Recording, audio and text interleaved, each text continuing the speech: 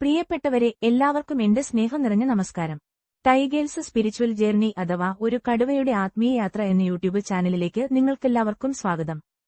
ദൈവീക ഗാനങ്ങളും ആത്മീയ കഥകളും ജീവിതത്തിന് വെളിച്ചം നൽകുന്ന വിഷയങ്ങളുമായി നമുക്ക് ഒരുമിച്ച് ഈ യാത്ര തുടരാം.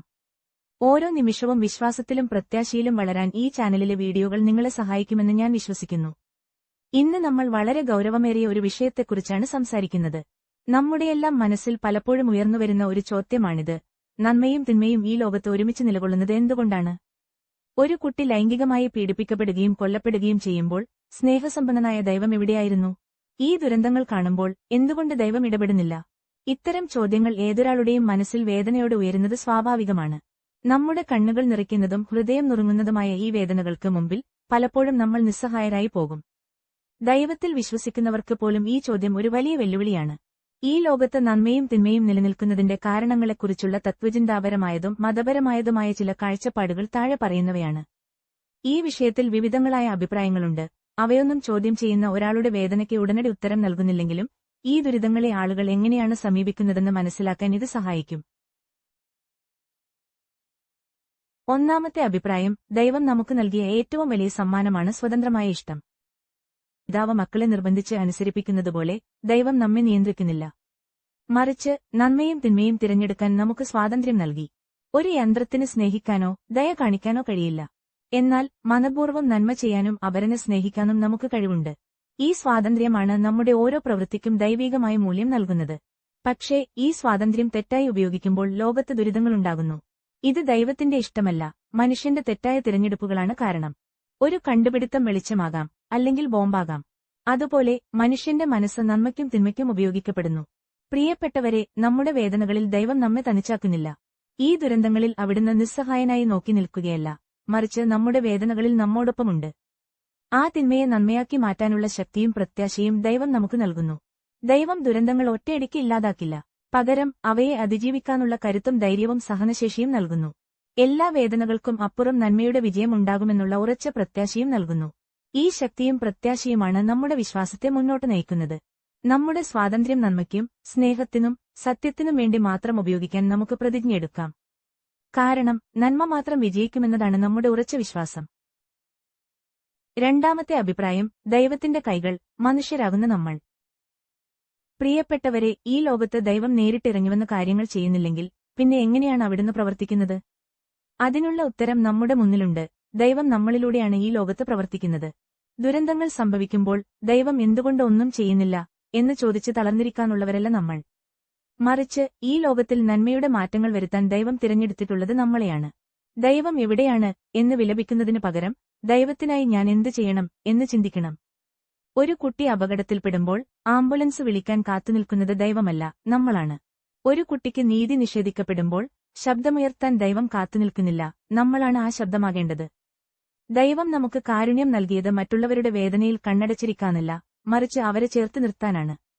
ദൈവം നമുക്ക് ഓരോരുത്തർക്കും സഹാനുഭൂതിയും സ്നേഹവും നീതിബോധവും ധൈര്യവും ഒരുമിച്ച് നൽകി. ഈ കഴിവുകൾ ഉപയോഗിച്ച് ദുർബലരെ സംരക്ഷിക്കാനും നീതിയില്ലാത്ത ലോകത്തിൽ നീതിയുടെ വാളായി മാറാനും നമുക്ക് ഉത്തരവാദിത്തമുണ്ട്. നന്മയുടെ വിത്തുകൾ വിതയ്ക്കാൻ ദൈവം ഉപയോഗിക്കുന്ന ഉപകരണങ്ങളാണ് നമ്മൾ. ദൈവത്തിന്റെ കൈകളും കാലുകളും ഹൃദയവുമായി നമ്മൾ മാറണം. ഓർക്കുക, നിങ്ങളുടെ ഓരോ വാക്കും പ്രവൃത്തിയും ഈ ലോകത്തിൽ ദൈവത്തിന്റെ സാന്നിധ്യം വെളിപ്പെടുത്താനുള്ള അവസരമാണ്. നിങ്ങളിലൂടെയാണ് ദൈവത്തിന്റെ സ്നേഹം ഈ ലോകത്തിൽ നിറയുന്നത്. അതുകൊണ്ട് മടിച്ചു നിൽക്കാതെ ദൈവത്തിന്റെ മഹത്തായ പദ്ധതിയുടെ ഭാഗമാകാൻ ധൈര്യപൂർവ്വം മുന്നോട്ട് വരിക.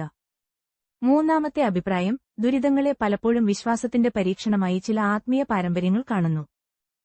പ്രിയപ്പെട്ടവരെ, ദുരിതങ്ങൾ ഒരു വിശ്വാസിയുടെ ജീവിതത്തിൽ വരുമ്പോൾ അത് വെറും വേദന മാത്രമല്ല, അത് ദൈവം നമ്മളെ കൂടുതൽ ശക്തരാക്കാൻ ഉപയോഗിക്കുന്ന ഒരു പരീക്ഷണമാണ്. ഇരുൾ നിറഞ്ഞ ലോകത്തിലും നാം ദൈവത്തിലുള്ള വിശ്വാസം മുറുകെ പിടിക്കുമ്പോൾ അത് ദൈവത്തിനു വേണ്ടിയുള്ള ഒരു വിശ്വാസ പ്രകടനം മാത്രമല്ല, മറിച്ച് നമ്മളുടെ ആത്മാവിനെ ശുദ്ധീകരിക്കുന്ന ഒരു അഗ്നിശുശ്രൂഷയാണ്. ദുരിതങ്ങളിലൂടെ കടന്നുപോകുമ്പോൾ നമ്മൾ തകർന്നുപോകാതെ കൂടുതൽ ശക്തരാകാൻ ശ്രമിക്കണം. ഓരോ ദുരിതവും നമ്മെ തകർക്കുകയല്ല, മറിച്ച് കൂടുതൽ കരുണയോടെയും ദയയോടെയും മുന്നോട്ടു പോകാൻ പഠിപ്പിക്കുന്നു. ഓരോ വീഴ്ചയും ഒരു ഉയർത്തെഴുന്നേൽപ്പിന്റെ തുടക്കമാണെന്ന് വിശ്വസിക്കുക. വേദനയുടെ ഓരോ തുള്ളിയും നമ്മുടെ ആത്മീയ യാത്രയിലെ ഒരു പാഠമാണ്. കത്തുന്ന തീച്ചുളയിൽ സ്വർണം ശുദ്ധീകരിക്കപ്പെടുന്നതുപോലെ കഷ്ടതകളിൽ നമ്മുടെ വിശ്വാസം കൂടുതൽ തിളക്കമുള്ളതാകും. നമുക്ക് ചുറ്റും ദുരന്തങ്ങൾ കാണുമ്പോൾ നമ്മൾ നിരാശപ്പെടേണ്ടതില്ല. കാരണം നമ്മൾ ഒറ്റക്കല്ല. ഈ ലോകം വേദന നിറഞ്ഞതാണെങ്കിലും അത് സ്നേഹവും നന്മയും കൊണ്ട് മാറ്റിയെടുക്കാൻ നമുക്ക് സാധിക്കും. ദൈവത്തിന്റെ നന്മയിൽ വിശ്വസിക്കുക, ദൈവത്തിന്റെ കരങ്ങളായി പ്രവർത്തിക്കുക, നീതിക്കുവേണ്ടി ശബ്ദമുയർത്തുക, ദുർബലരെ സംരക്ഷിക്കുക. ദൈവത്തിന്റെ വലിയ പദ്ധതിയുടെ ഭാഗമായി നന്മയുടെ പ്രകാശമാകാൻ നമുക്ക് ഓരോരുത്തർക്കും സാധിക്കട്ടെ. വേദനകൾക്കിടയിലും വിശ്വാസത്തിന്റെ വെളിച്ചം കെടാതെ സൂക്ഷിക്കാൻ ഈ വാക്കുകൾ നിങ്ങൾക്ക് പ്രചോദനമാകട്ടെ. കഷ്ടതകൾക്കിടയിലും ദൈവീക സ്നേഹം നമ്മളെ തകർക്കാൻ അനുവദിക്കില്ല. തിന്മയുടെ കാരണങ്ങളും പരിഹാരങ്ങളും. സുഹൃത്തുക്കളെ, തിന്മയുടെ പ്രവർത്തനങ്ങൾ എന്തുകൊണ്ട് സംഭവിക്കുന്നുവെന്ന് നമ്മൾ പലപ്പോഴും ചിന്തിക്കാറുണ്ട്. ഇതിന് ചില കാരണങ്ങളുണ്ട്. അജ്ഞതയും സ്വാർത്ഥതയും. പല തിന്മകളും സംഭവിക്കുന്നത് അറിവില്ലായ്മയും സ്വാർത്ഥതയും കാരണമാണ്. സ്വന്തം നേട്ടങ്ങൾക്കായി മറ്റുള്ളവരെ വേദനിപ്പിക്കാൻ ആളുകൾ മടിക്കാറില്ല. സാമൂഹിക അസമത്വം, ദാരിദ്ര്യം, വിദ്യാഭ്യാസക്കുറവ്, സാമൂഹിക ഒറ്റപ്പെടൽ എന്നിവ തിന്മയിലേക്ക് നയിച്ചേക്കാം. നീതിയില്ലാത്ത സമൂഹങ്ങളിൽ ഇത്തരം പ്രശ്നങ്ങൾ വർദ്ധിക്കുന്നു. ആത്മീയ ശൂന്യത. ജീവിതത്തിൽ ലക്ഷ്യബോധമോ ധാർമ്മിക മൂല്യങ്ങളോ ഇല്ലാതെ വരുമ്പോൾ ആളുകൾക്ക് തെറ്റായ വഴികളിലേക്ക് തിരിയാൻ സാധ്യതയുണ്ട്. തിന്മയെ തടയാൻ നമുക്ക് എന്ത് ചെയ്യാൻ കഴിയും? തിന്മയെ തടയാൻ നമുക്ക് ചെയ്യാൻ കഴിയുന്ന ചില കാര്യങ്ങൾ ഇതാ. നന്മയുടെ പ്രതിരോധ ശക്തിയാകുക. അനീതി കാണുമ്പോൾ പ്രതികരിക്കുക. നിങ്ങളുടെ ഒരു ചെറിയ ഇടപെടൽ പോലും ഒരു ജീവൻ രക്ഷിച്ചേക്കാം.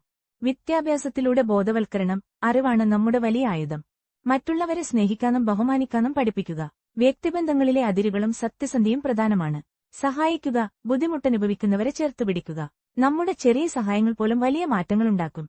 വ്യക്തിപരമായ മാറ്റം. ആദ്യം നമ്മളിൽ തന്നെ മാറ്റങ്ങൾ വരുത്തുക. സ്നേഹം, ദയ, കാരുണ്യം എന്നിവ നമ്മുടെ ജീവിതത്തിന്റെ ഭാഗമാക്കുക. ഈ മൂല്യങ്ങൾ നമ്മുടെ സമൂഹത്തിൽ പകരാൻ ശ്രമിക്കുക. നമ്മൾ ഓരോരുത്തരുമാണ് ഈ ലോകത്തിൽ തിന്മയ്ക്കെതിരായ പോരാട്ടത്തിൽ ദൈവത്തിന്റെ കൈകളാകേണ്ടത്. നമ്മുടെ കൂട്ടായ പരിശ്രമത്തിലൂടെ ഈ ലോകത്തെ കൂടുതൽ സുരക്ഷിതമാക്കാൻ സാധിക്കും. ഇന്ന് നമ്മുടെ ഈ വിഷയം ഇവിടെ പൂർത്തിയാവുകയാണ്.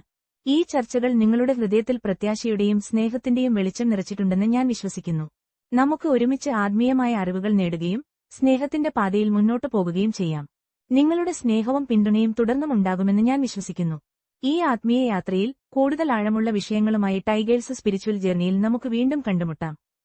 നന്ദി.